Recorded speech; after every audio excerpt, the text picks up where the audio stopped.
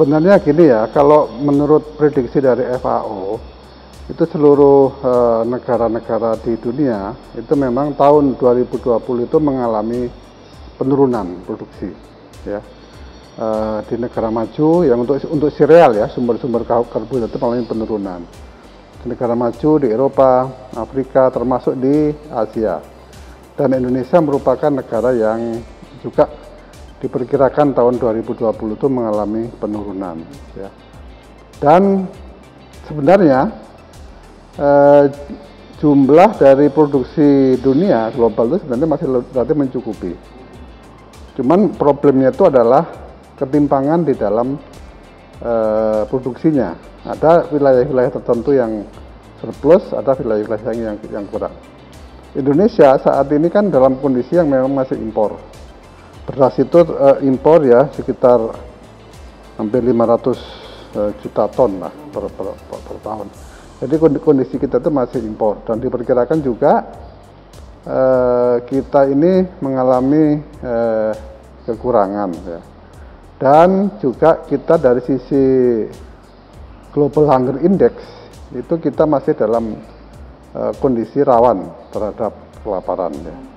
Oleh karena itu ke depan saya kira Indonesia masih tetap perlu hati-hati dari sisi pangan.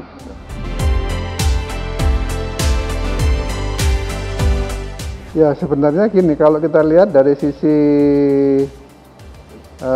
ketahanan pangan ya, ketahanan pangan itu kan tersedianya pangan dalam jumlah yang cukup, baik secara kuantitas maupun kualitas, di tempat yang diinginkan oleh konsumen dengan harga yang terjangkau. Dan itu ada 10 komoditi yang memang kita masih tergantung impor. Beras, ya, kemudian gula, jagung, kedelai, kemudian daging sapi ya, terutama daging sapi, kacang tanah, bawang putih, gandum, ubi dan garam. Itu adalah 10 komoditi yang kita memang masih impor ya. Oleh karena itu untuk komoditi-komoditi ini memang diperlukan satu tindakan khusus ya untuk bisa mengamankan ya dari sisi ketersediaan. Karena pengertian dari ketahanan pangan itu kan ketersediaan. Itu berbeda dengan kedaulatan pangan. Kalau kedaulatan pangan itu kita bisa mencukupi dari diri sendiri. Tapi dalam kondisi sekarang itu kan ketahanan pangan. Jadi orang kalau perlu pangan itu mesti ada tersedia gitu. Nah, oleh karena itulah ini menjadi perhatian kita ya. Karena apa? Karena tadi bahwa pangan itu sebenarnya secara global cukup. Cuman ada distribusi yang tidak merata. Dan problemnya kemudian adalah transfer dari satu tempat ke tempat yang lain. Akibat dari pandemi ini proses logistik itu sangat terganggu. Ya kan, karena itu bagi daerah yang memerlukan itu belum tentu, walaupun di tempat lain surplus, belum tentu juga di daerah itu bisa mendapatkan. Nah, di ASEAN ini kita kan beras misalnya tergantung dari negara-negara lain ya, Vietnam, Thailand, di mana negara-negara ini melakukan moratorium untuk sementara mengutamakan ketersediaan untuk dalam negeri. Dia belum ready untuk selalu impor. Ekspor, maksudnya ekspor. Oleh karena itulah Indonesia memang tidak bisa mengandalkan kebutuhan kita itu nanti bisa dipenuhi dari impor. Sehingga pengadaan dalam negeri itu menjadi faktor kunci. Oleh karena itu menurut saya ya, yang pertama kita harus tetap menjaga produktivitas, menjaga produksi. Jangan sampai itu mengalami kekurangan. Ya. Kemudian adalah stok. Jadi dari produksi yang ada itu diusahakan disimpan stok oleh Bulog ya secara cukup supaya nanti kalau diperlukan itu ada. Yang ketiga itu adalah logistik, karena kita sama saja gitu. Ada daerah produsen Jawa, misalnya untuk beras itu kan Sulsel ya, Jawa ini Jawa Barat, Tengah, Timur, Sulsel, Sumatera Utara, ini kan daerah-daerah produksi. Ada daerah-daerah yang memang mengkonsumsi. Nah, ini kalau proses logistiknya tidak jalan, itu bisa jadi harga akan melonjak di tempat-tempat tertentu. Karena itu masalah logistik menjadi penting ya. Nah, yang ketiga itu adalah diversifikasi, ya kan? Kita kan tidak boleh tergantung dari satu sumber karbohidrat tertentu, misalnya beras gitu. Nah, beras ini tentu karena kita impor ya, sumber karbohidrat kan tidak harus beras. Karena itu seperti ubi, umbian, sagu dan sebagainya itu harus tetap dipertahankan, dan orang jangan terlalu efek demonstrasi kalau makan beras lebih bergengsi dari makan yang lain.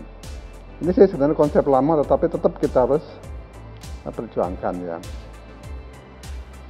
Dan yang berikutnya itu adalah hemat ya, hemat. Karena apa? Karena Indonesia itu termasuk negara yang paling tidak hemat di dunia, hanya kalah dengan Saudi Arabia. Itu ada sekian juta ton. Bentar, saya lihat datanya ya, itu ada konsumsi terhadap beras ya. Pemborosan ya, jadi mulai dari panen ya sampai ke penyimpanan itu terjadi kehilangan yang luar biasa. Ya, karena tidak terkontrol ya, tercecer dikit-dikit begitu. Akhirnya kita menjadi negara yang paling boros, kedua terbesar setelah Saudi. Jadi yang di bawah kita itu hanya Saudi. Nah, itu apa? Termasuk misalnya kita kalau makan ya. Makan itu seringkali kita pesennya banyak tapi kemudian tidak dihabiskan. Itu juga termasuk dalam bagian itu ya? Bagian dari itu. Bayangkan kalau kita dalam satu piring tersisa 10% saja dari itu. 10% dari katakan 36 juta ton. Itu udah 3,6 juta ton sendiri akibat dari kita tidak hemat. Oleh karena itulah kita minta masyarakat untuk lebih berhemat dalam kondisi seperti ini ya. Jangan karena kita merasa kita mampu beli terus kita seenaknya beli kemudian nggak kita makan.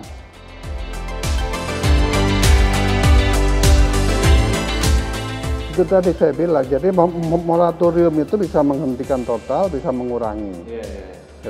Tapi whatever yang akan dilakukan itu kan hak dari mereka sendiri. Betul. Jadi yang dalam kondisi seperti itu, yang pertama diplomasi regional kita harus ditingkatkan. Dalam pengertian supply chain itu tetap harus dibangun. Jadi hubungan dengan negara-negara itu tetap harus dibangun. Dalam kondisi yang betul-betul darurat kita masih bisa beli gitu loh. Jangan sampai putus sama sekali dalam konteks diplomasi regional ya, sesama ASEAN misalnya. Jangan sampai kita lagi butuh betul-betul terus Vietnam atau Thailand tidak mau ya. Kan kita masih ada jagung, ada kebutuhan untuk kacang tanah, bawang putih, gula ini kan implikasinya juga banyak karena industri-industri dalam negerinya butuh gula kan banyak. Sementara gula kita kan belum swasembada. Nah, oleh karena itu mempertahankan supply chain ya, hubungan dengan negara-negara lain itu tetap dipertahankan ya. Dan yang kedua tadi, kapasitas produksi kita mau nggak mau harus dinaikkan, digenjot ya. Sapi, ternak, segala macam jangan sampai fluktuasi harganya terlalu tajam sehingga peternak itu nggak mau produksi karena harganya terlalu jatuh misalnya. Kalau harga ternak 8.000 kan berat bagi mereka. Nah, ini harus dipertahankan stabilitasnya supaya petani itu tetap mau berproduksi. Tapi kalau mereka sudah tidak mau seperti kemarin akibat dari lockdown yang ketat, kemudian sayur dibuang-buang. Itu kan bagian dari pemborosan bahan pangan kita ya, kalau kemudian sayur dibuang-buang lah. Kenapa? Karena memang yang perishable, yang mudah rusak begini, penanganannya kan harus khusus gitu.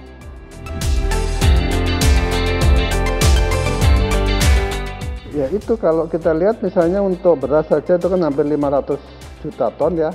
Impor kita, gula kita itu bisa 4 juta ton lebih per tahun. Per tahunnya jagung 1 juta, kedelai 2,6 juta, kurang lebih daging sapi 12 juta ton ya, kacang tanah besar banget ya, 722, bawang putih, gandum, ubi, garam. Ubi pun juga masih seperti ini. Ini semua adalah barang-barang yang diimpor ya, dengan ketergantungan yang seperti itu. Karena itulah lagi-lagi upaya untuk mendorong petani agar berproduksi itu penting. Nah, untuk berproduksi itu kan motivasi petani untuk berproduksi kan untuk dapat income yang baik, ya kan?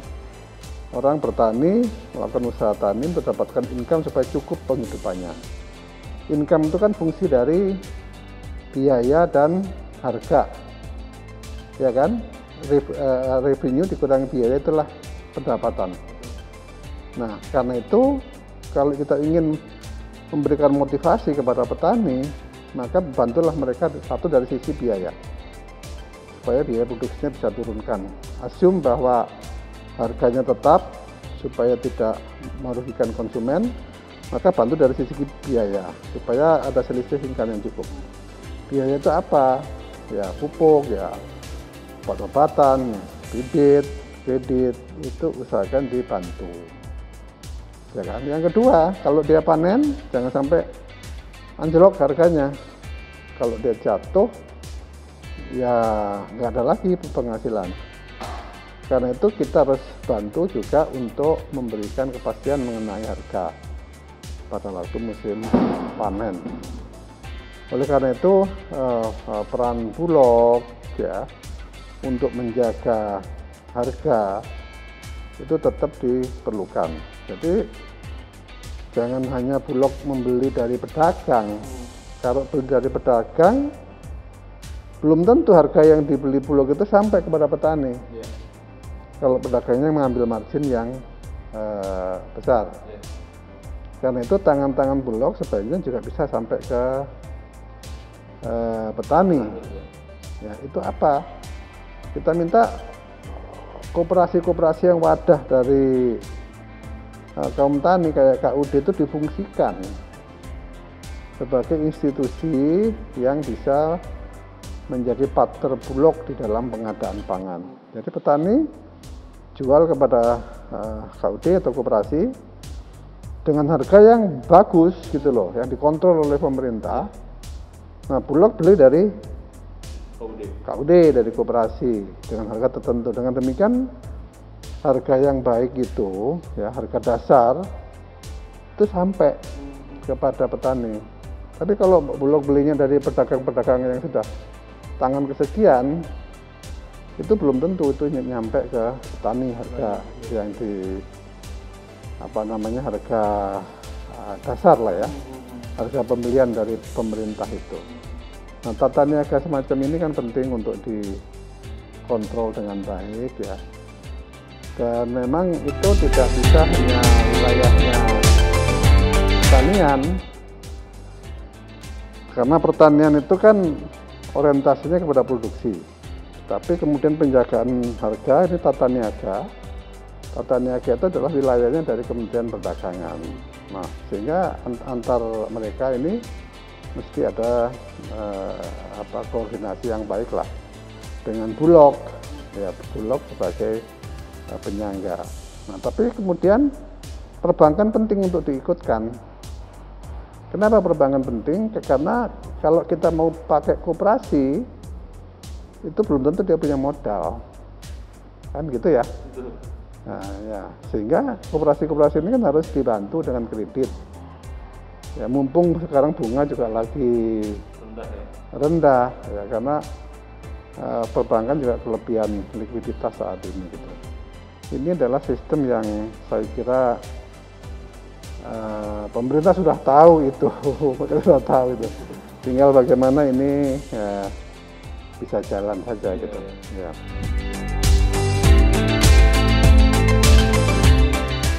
Nah, sebenarnya konsep diversifikasi itu bukan hanya sekarang. Ya, dari dulu juga kita selalu menginginkan agar diversifikasi, ya kan? Karena sumber karbohidrat itu kan tidak harus beras.